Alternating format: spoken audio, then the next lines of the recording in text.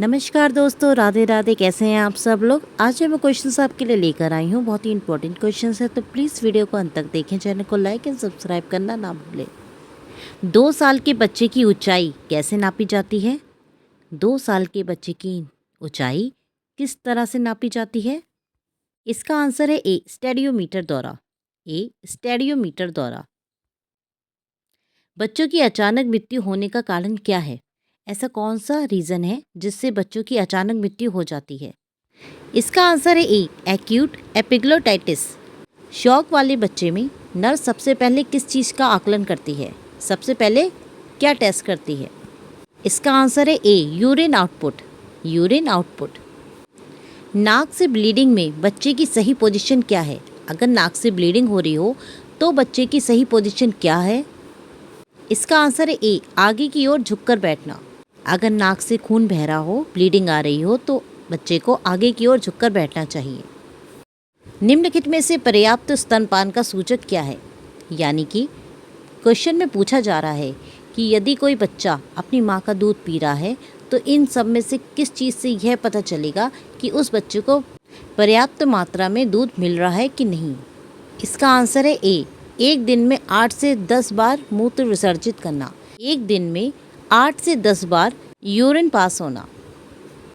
किस प्रकार के न्यूरल ट्यूब डिफेक्ट में बालों का गुच्छा पाया जाता है? किस प्रकार के न्यूरल ट्यूब डिफेक्ट में बालों का गुच्छा पाया जाता है? Spina bifida occulta. किस एज पर मोरल रिफ्लेक्स गायब हो जाता है? किस एज पर मोरल रिफ्लेक्स गायब हो जाते हैं? इसका आंसर है सी, 3 महीने में। 3 महीने में। स्तनपान यानी कि ब्रेस्ट फीडिंग के दौरान कौन सी ड्रग्स तुलनात्मक रूप से निषेध होती है? यानी कि कौन सी ड्रग्स नहीं दी जाती है? इसका आंसर है बी, सल्फोनायूरिया। सल्फोनायूरिया। स्टंटिंग से क्या तात्पर्य है? यानी कि स्टंटिंग का क्या अर्थ होता है? इसका आंसर है बी, एक निश्चित आयु के लिए उपयुक्त से कम ऊंचाई। यानी कि एज के अकॉर्डिंग बच्चे की हाइट का कम होना स्टंटिंग कहलाता है। एक इन्फेंट यानी कि एक नवजात में निम्नलिखित में से कौन सी एक सामान्य श्वसन दर है? इसका आंसर है सी, 40 से 60 पर मिनट। 40 से 60 पर मिनट। हाइपरटोनिसिटी एवं सिजरिंग लेग मूवमेंट्स पाई जाती हैं। हाइपरटोनिसिटी एवं सिजरिंग लेग मूवमेंट्स किस में पाई जाती हैं? इसका आंसर है ए, सेरेब्रल पॉल्सी में। सेरेब्रल पॉल्सी में। निम्नलिखित में से कौन सी दुर्घटना टोडलर्स में सबसे ज़्यादा होती है? इसका आंसर है सी, बर्न। सी, बर्न्स यानी कि जलना। टोडलर में सबसे ज़्यादा बच्चे जलते ज़्यादा हैं। भ्रूण काल में यानी कि जब बच्चा माँ के गर्भ में होता है तब आरबीसी कहाँ पर बनती है?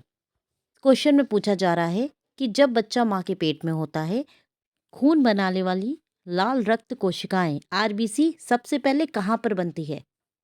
इसका आंसर है सी, याक सैक में। याक सैक में।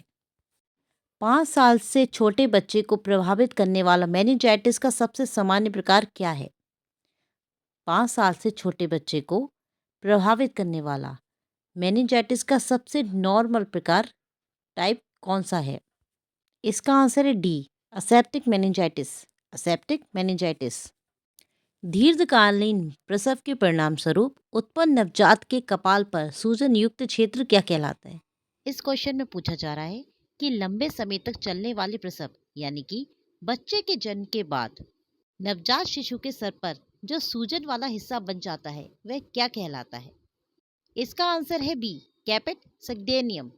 कैपेट सग्डेनियम। आशा करती हूँ जो मैंने आज आपको क्वेश्चंस बताए आपके काम आएंगे, आने वाले पेपरों के लिए यूजफुल साबित होंगे। तो प्लीज़ वीडियो को लाइक शेयर सब्सक्राइब करना ना भूलें। Thank you.